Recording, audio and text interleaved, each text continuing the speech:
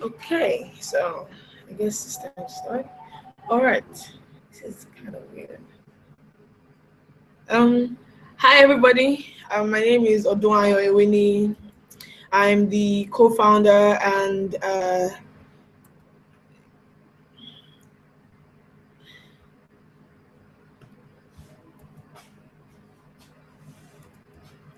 I'm the co-founder and chief operations officer for Shapire Global Limited, and one of our products is PushCV.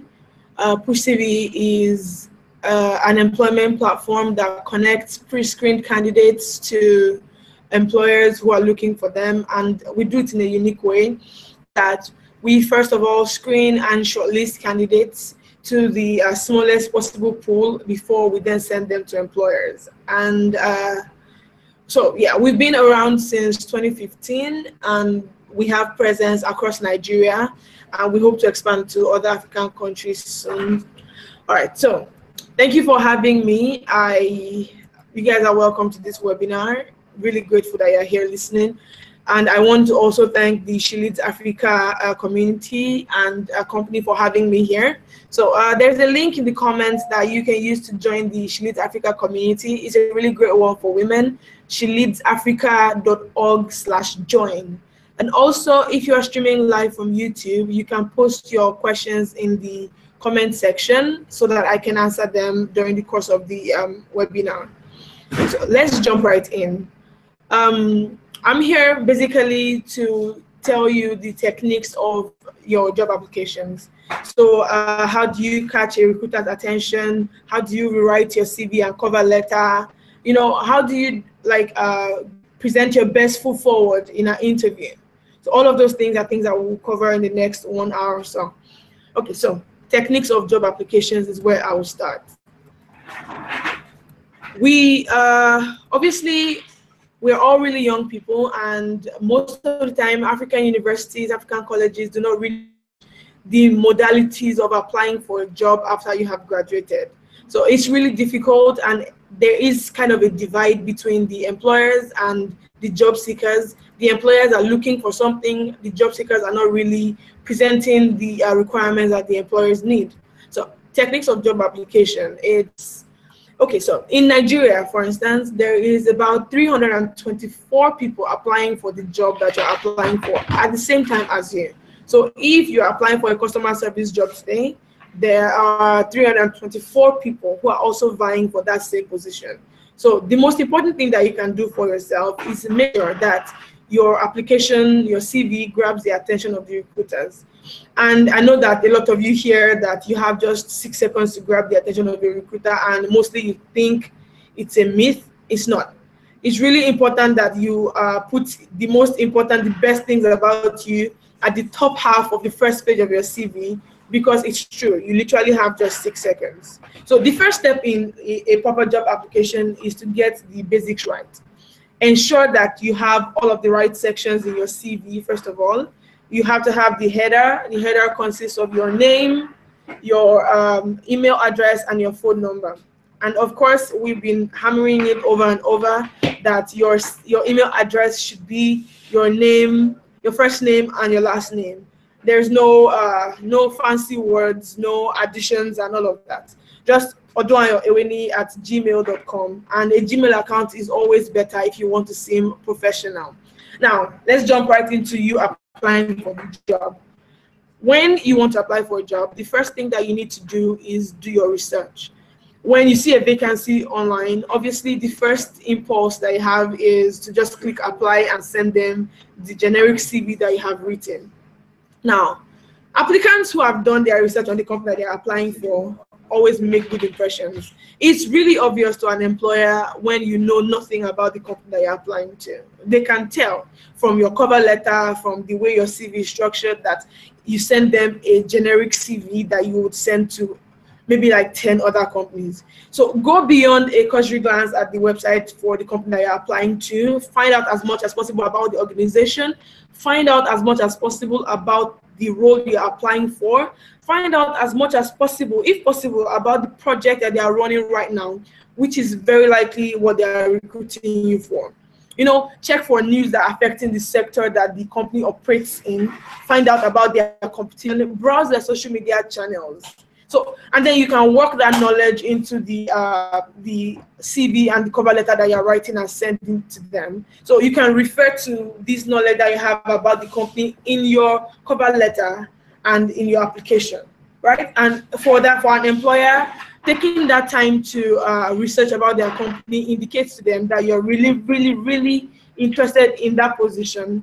And not only are you just looking for a job, you are looking for that particular job, right? The second thing that you need to do is include relevant skills and experience. Now, there is a slight difference between relevant experience and past experience. Now, past experience is an umbrella group for every job, every role that you filled. Relevant experience is the experience that is needed for the job that you are currently applying to. So, if you feel the need to put all of your experience in your CV, then you should write it into relevant experience.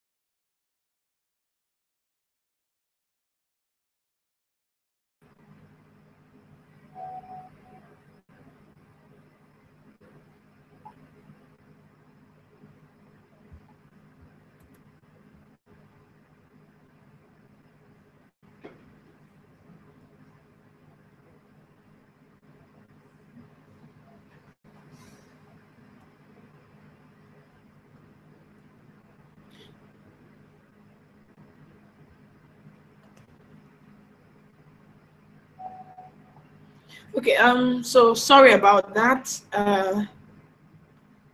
Sorry about that. There was like an internet blockade. Okay, so as I was saying about you including your relevant skills first. So tailor your skills to the job that you're applying for. If you are for instance, a community management position, it will be important for you to put your networking skills, your teamwork skills, and things that position you as a person who can successfully manage a community. So it's vital that you read the job description and the personnel specification very carefully. It will outline the skills and experience that the employer is looking for, and you should emphasize these in your application form, right? And when you list your organizational skills, it's important that you give examples to the employer of situations where you have experienced things like that, and apply those skills to help yourself, and the employer can then by extension see how those skills can be applied to working in their company. Now, the next thing that you need to do is show your personality. The application forms and CVs can be very weird documents, obviously, and it's difficult to give an idea of the person that you are online. So you need to try to inject some of your personality into your answers. Don't talk just about your academic and your employment history. You need to say something about your other interests, extracurricular activities, but also you need to be careful about the extracurricular activities. You need to make sure that the activities that can help you gain necessary skills that are needed on that job.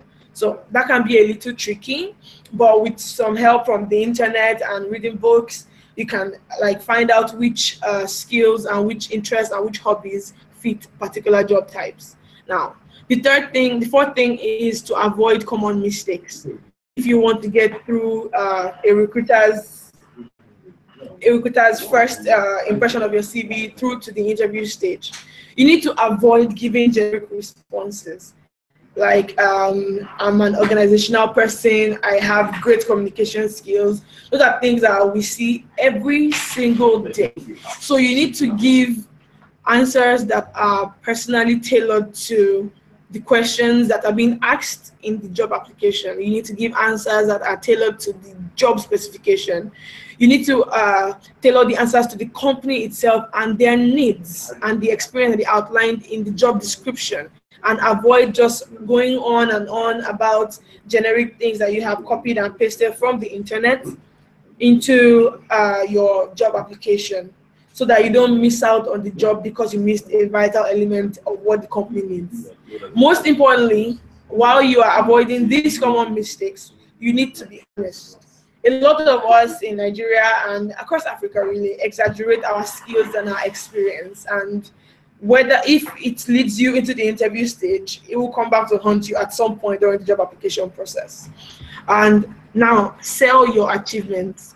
In many cases, the CV is the first thing that the employer sees. So you need to like write the achievements that give the most impact, right? It's the first chance for the recruiter to get to know you. And remember, all of this is still being done in 6 seconds. So there's no time to be modest about your achievements. And while you're putting your skills and achievements in your CV, it's always advisable to put numbers that quantify just how impactful that achievement was. If you help the company you are working at grow their sales by 50%, then you need to put the fact that you help them grow by 50% inside your application. Talk about your passion for the role, talk about the organization that you work in, discuss skills and experience that you gained, but most importantly, numbers. If you have like done for the company, even if it's in volunteer roles, it's important that the achievement is quantifiable, and the best way to quantify your achievement is via numbers. Now, be convincing and double check your application. Now, you should, when you write, you should make sure the tone of your writing is confident. It shouldn't like be like iffy, like you're not sure what you're talking about. Keep your answers short, keep them to the point, and explain clearly and in very bold, confident words. I did this, not I was part of the team that if there was no team.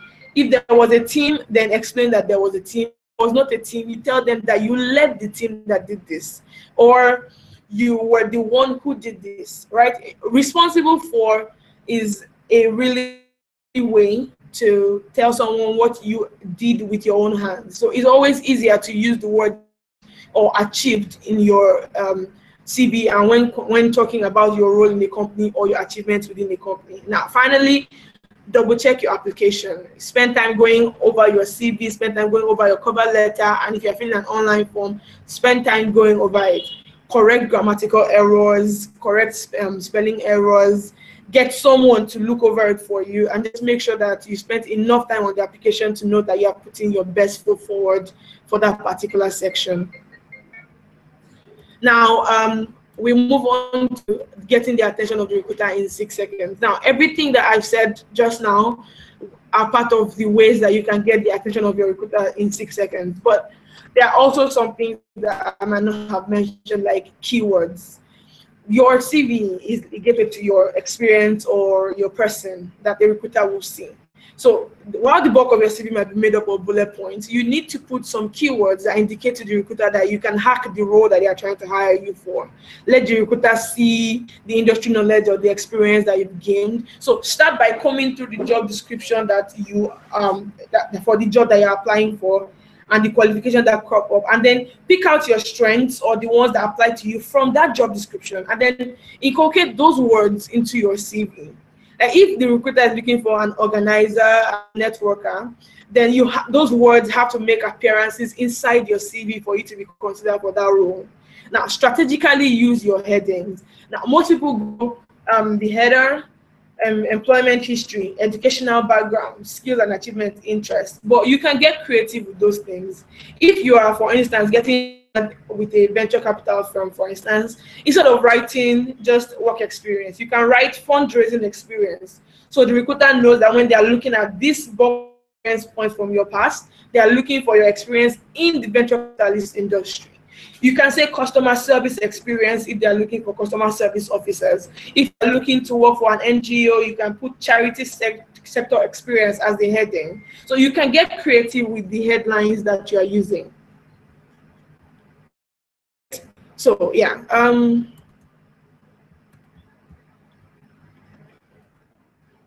if you are, like I said, if you are struggling to fit in all your experience into the your CV, you can divide it into two: relevant experience and past experience, so that while there are big gaps in your relevant experience, they are filled by the past experience that comes after the relevant experience sector.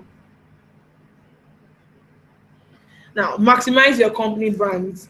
If you've not worked for a huge company, this might not work for you. But if you have past experience with companies like Facebook, like Twitter, like Google, you want to emphasize that in your CV. It's hard to compete with the brands of personal companies, so you want to really put like a thumb on it into on your CV. So don't italicize the names of big companies you've worked at. You want them to be bold. You want them to be clear. So don't diminish their impact by italicizing them or bolding your own position instead. If you work at a really important, popular company, make the company bold as opposed to your position.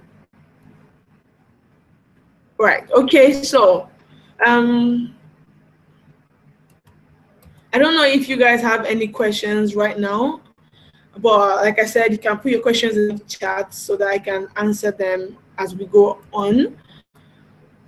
Right. Okay. So rewriting your CV and cover letter. Now, what is the purpose of your CV? Basically, is to inform the employer about your education and your work interests, and to sell these qualities to persuade the employer, right?